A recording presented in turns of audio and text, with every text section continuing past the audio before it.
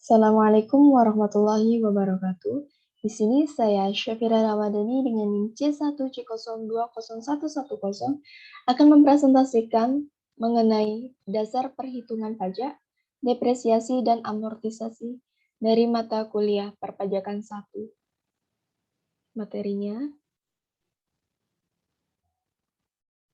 Materi pembahasan yang pertama dasar perhitungan pajak, yang kedua biaya-biaya dan PTKP, yang ketiga depresiasi, yang keempat amortisasi. Materi yang pertama yaitu dasar perhitungan pajak. Dasar pengenaan pajak atau DPP adalah jumlah harga jual, penggantian, nilai impor, nilai ekspor, atau nilai lain yang dipakai sebagai dasar untuk menghitung pajak yang terhutang. Pajak terhutang itu baik PPN atau PPh pasal 22, PPh pasal 23, dan PPh pasal 4 ayat 2. Sesuai ketentuan yang diatur dalam peraturan perundang-undangan perpajakan, ada beberapa jenis dasar pengenaan pajak, yang masing-masing terdiri dari macam-macam dasar untuk menghitung pajak terhutang ini.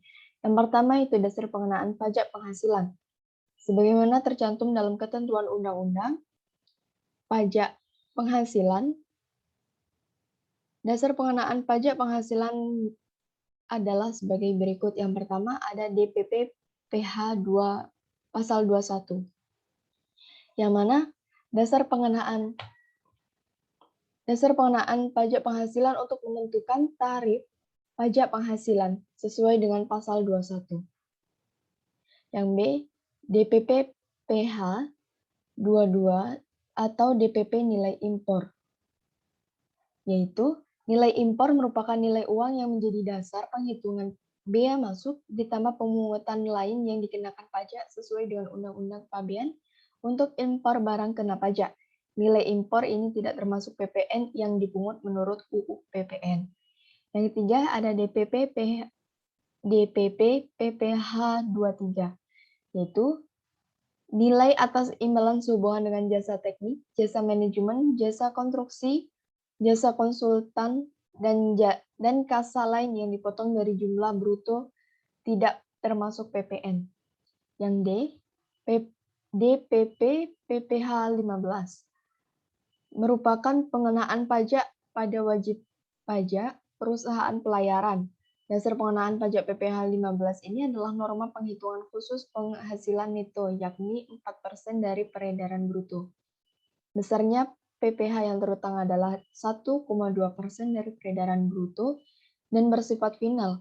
Peredaran bruto dalam PPh 15 ini adalah semua imbalan atau nilai pengganti berupa uang atau nilai uang yang diterima atau diperoleh wajib pajak perusahaan, pelayaran dalam negeri dari pengangkutan orang dan atau barang yang dimuat dari pelabuhan ke pelabuhan lain di Indonesia, dan atau dari pelabuhan di Indonesia ke pelabuhan luar negeri atau sebaliknya.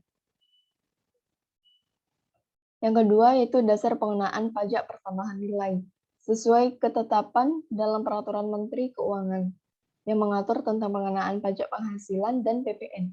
Jenis-jenis DPP yang dijadikan dasar untuk menghitung pajak terhutang PPN adalah yang pertama, DPP harga jual, yakni harga jual merupakan nilai uang dari semua biaya yang diminta atau yang seharusnya diminta oleh penjual karena penyerapan suatu barang kena pajak. Harga jual ini tidak termasuk PPN yang dipungut menurut Undang-Undang PPN dan potongan harga yang ditulis pada faktur pajak. Yang B ada DPP penggantian, yakni penggantian yang dimaksud adalah nilai uang dari semua biaya yang diminta atau yang seharusnya diminta oleh pemberi jasa karena penyerahan jasa kena pajak. Nilai penggantian ini tidak termasuk PPN yang dipungut menurut Undang-Undang PPN serta potongan harga yang ditulis pada faktur pajak. Yang C ada DPP nilai ekspor, yakni nilai ekspor merupakan nilai uang atas semua biaya yang diminta atau seharusnya diminta oleh eksportir. Catatan agar barang impor bebas PPN biaya masuk.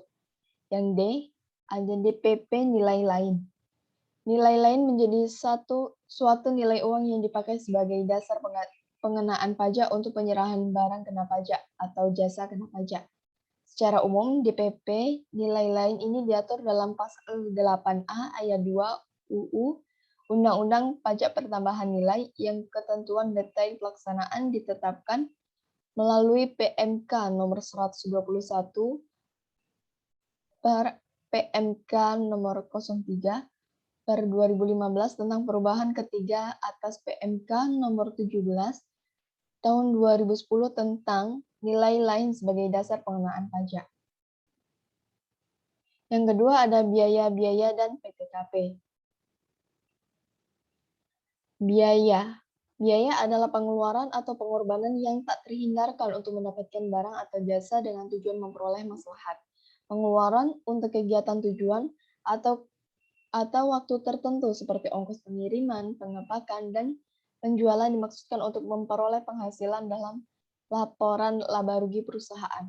Komponen biaya merupakan pengurang dari pendapatan pengertian biaya berbeda dengan beban. Semua biaya adalah beban, tetapi tidak semua beban adalah biaya. Biaya-biaya yang dikurangkan dari penghasilan bruto. Biaya pengurangan penghasilan bruto juga disebut sebagai biaya untuk mendapatkan, menagih, dan memelihara penghasilan berdasarkan Undang-Undang Republik Indonesia Nomor 36 Tahun 2008 Pasal 6. Biaya pengurangan ini terbagi menjadi beberapa jenis. Biaya yang secara langsung berkaitan dengan kegiatan usaha antara lain yang pertama, biaya pembelian bahan, yang kedua, biaya berkenaan dengan pekerjaan atau jasa termasuk upah, gaji, honorarium, bonus, gratifikasi, dan tunjangan yang diberikan dalam bentuk uang. Yang tiga, bunga, sewa, dan royalti. Yang keempat, biaya perjalanan. Yang kelima, biaya pengolahan limbah. Yang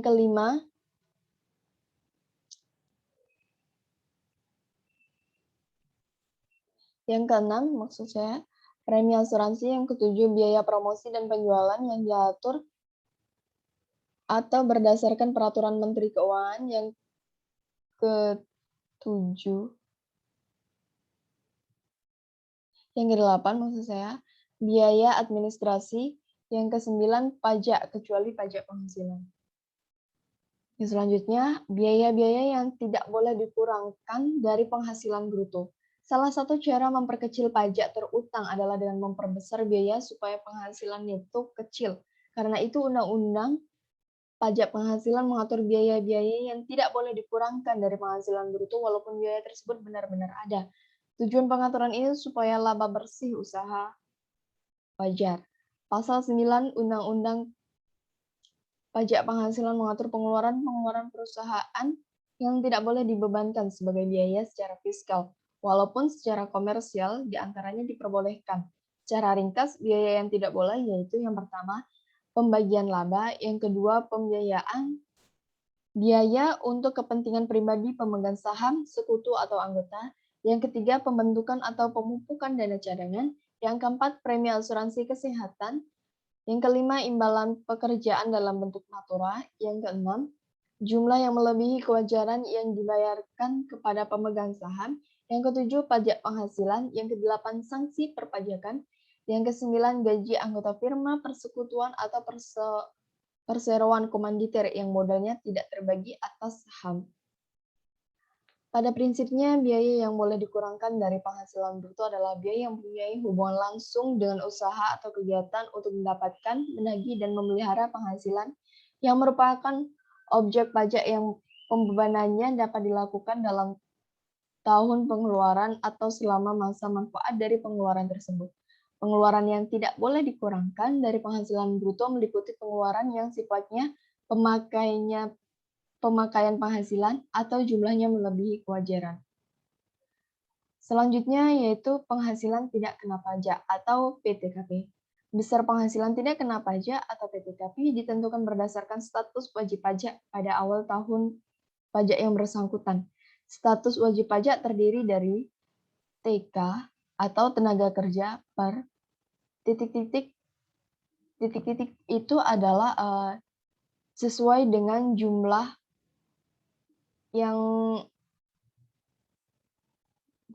tanggungan dari tenaga kerja tersebut. Tidak kawin. Maksud saya ulangi lagi, saya ralat. TK tersebut adalah tidak kawin, ditambah dengan banyaknya tanggungan anggota keluarga. Dan selanjutnya, kawin ditambah dengan banyaknya tanggungan anggota keluarga. Dan selanjutnya, kawin ditambah dengan istri hanya seorang yang penghasilannya digabung dengan penghasilan suami, ditambah dengan banyaknya tanggungan anggota kerja. Tanggungan anggota keluarga adalah anggota keluarga darah dan keluarga semendah dalam garis keturunan lurus serta anak angkat yang menjadi tanggungan sepenuhnya paling banyak 3 orang untuk setiap keluarga. Pajak penghasilan tidak kena pajak.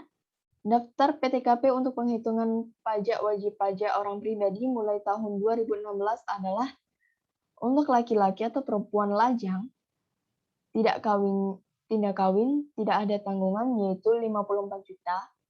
Tidak kawin, tetapi ada satu tanggungan, yaitu 58.500.000.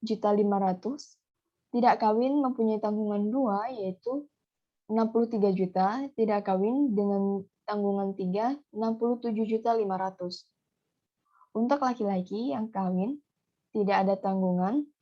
Tidak ada tanggungan di sini karena walaupun laki-laki tersebut sudah kawin, laki-laki kawin 0 tanggungan, yaitu 58.500.000. Kawin tanggungan 1 yaitu 63 juta rupiah. Kawin tanggungan 2 67.500. Kawin tanggungan 3 72 juta. Suami dan istri digabung.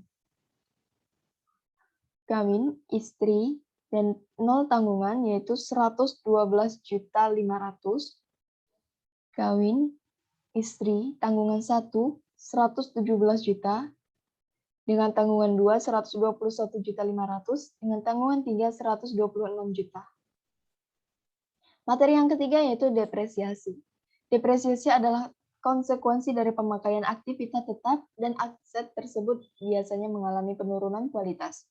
Menurut penalaran umum, depresiasi merupakan cadangan yang ditujukan untuk membeli aset baru demi menggantikan aset lama yang sudah tak produktif. Sementara itu, menurut akuntansi, depresiasi ialah pengalokasian dana yang diperoleh dari aktivitas tetap ke dalam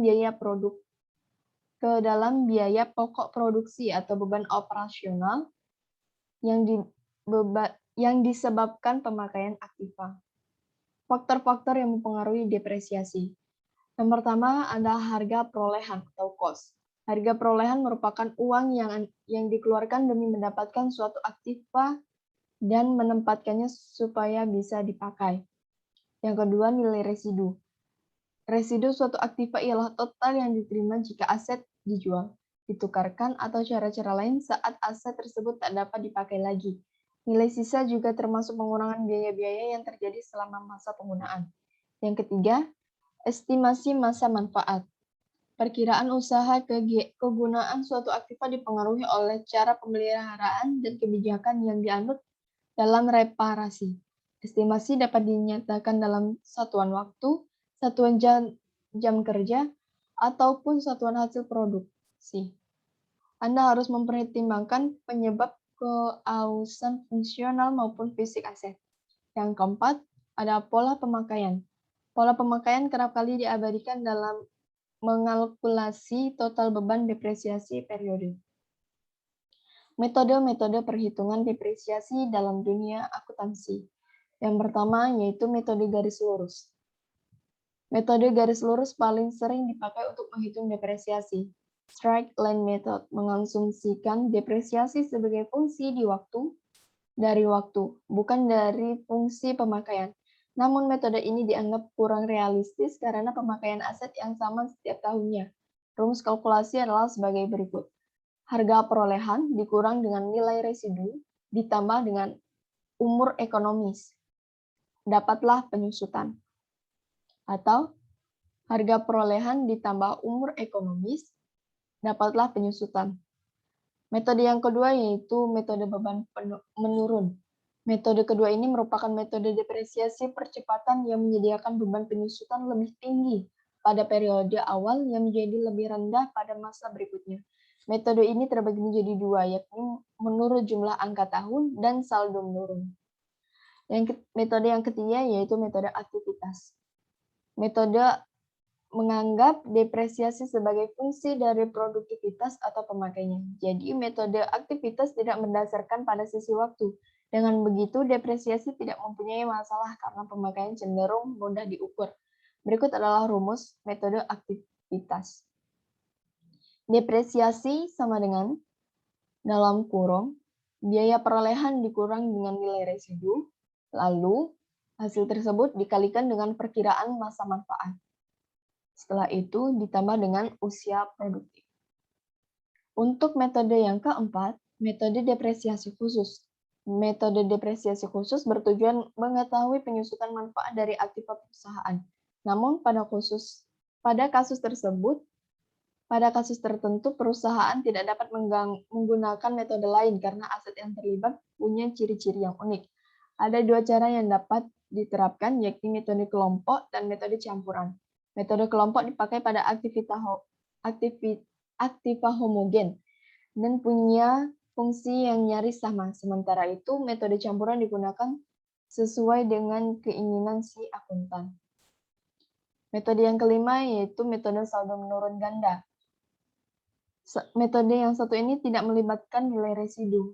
Metode saldo menurun ganda menghitung tarif penyusutan dari garis lurus tanpa nilai residu, lalu dikalikan 2. Double declining method menentukan depresiasi dengan nilai buku aset setiap awal periode. Berikut adalah rumusnya, yaitu harga perolehan ditambah dengan umur ekonomis, lalu hasilnya dikalikan dengan 2. Dapatlah penyusutan. Metode yang keenam, metode unit produksi. Metode ini didasarkan pada unit produksi dengan satuan waktu atau jam atau beratnya. Rumus yang dipakai yakni depresiasi sama dengan depresiasi per unit dikali dengan pemakaian. Lalu yang kedua, depresiasi sama dengan dalam kurung harga perolehan dikurangi nilai sisa, lalu dikalikan dengan dalam kurung pemakaian ditambah estimasi umur. Dapatlah depresiasi. Tabel tarif dan masa manfaatnya penyusutan fiskal. Di sini terdapat tabel tarif di mana ada kelompok harta yang berwujud. Yang pertama bukan bangunan dan juga bangunan. Terdapat masa manfaat dan juga tarif. Tarif dari metode garis lurus dan tarif dari metode saldo menurun. Untuk kelompok 1 bagian bukan bangunan. Masa manfaatnya 4 tahun, tarif untuk metode garis lurusnya yaitu 25%, metode saldo menurunnya yaitu 50%. Dari kelompok 2, masa manfaatnya 8 tahun, tarif metode garis lurusnya 12,5%, dari saldo menurunnya 25%. Kelompok 3, masa manfaatnya yaitu 16 tahun, metode garis lurusnya 6,25%, metode saldo menurunnya 12,5%. Dari kelompok 4, masa manfaatnya 20 tahun, metode garis lurusnya 5%, dan metode saldo menurunnya 10%. Untuk bagian yang kedua, yaitu untuk bangunan, tidak permanen. Masa manfaatnya itu 10 tahun, metode garis lurusnya 10%, dan untuk saldo menurunnya tidak ada. Sama halnya dengan permanen, masa manfaatnya 20 tahun, tarif untuk metode garis lurusnya 5%, dan tarif metode saldo menurunnya tidak ada. Materi yang keempat yaitu amortisasi. Amortisasi adalah suatu proses pelunasan utang yang dilakukan dengan jangka waktu atau periode tertentu, dan juga dikerjakan secara bertahap. Contoh sederhana dari pembayaran amortisasi ini adalah pembayaran tagihan bulanan pada kredit kendaraan, pinjaman kartu kredit, pinjaman KPR, dan lain-lain.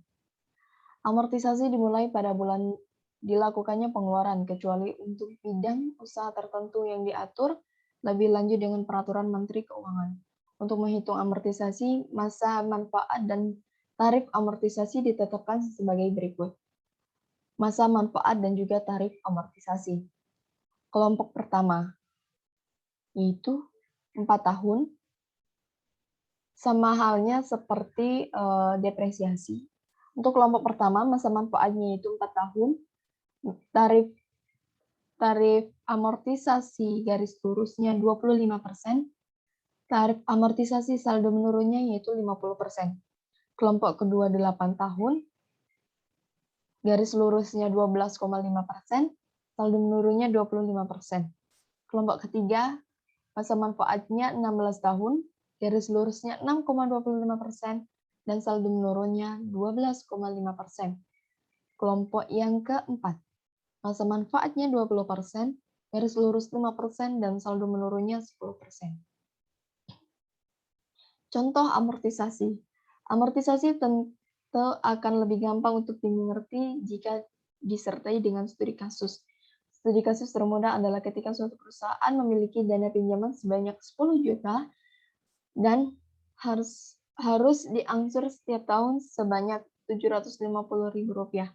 Berdasarkan studi kasus ini, bisa dipahami bahwa pihak perusahaan sudah mengamortisasi pinjaman sebanyak Rp750.000 setiap tahunnya. Yang kedua, studi kasus lainnya adalah ketika suatu perusahaan garmen mengantongi hak paten pada suatu mesin dalam jangka waktu 10 tahun. Ketika perusahaan tersebut mengeluarkan uang sejumlah 250 juta untuk mengembangkan produknya, maka nilai biaya amortisasinya adalah 25% karena harus dibagi sesuai dengan penggunaan waktu mesin tersebut. Terima kasih. Mungkin itu saja penjelasan saya mengenai materi yang ke-10 ini. Kurang lebihnya saya mohon maaf. Saya akhiri. Wassalamualaikum warahmatullahi wabarakatuh.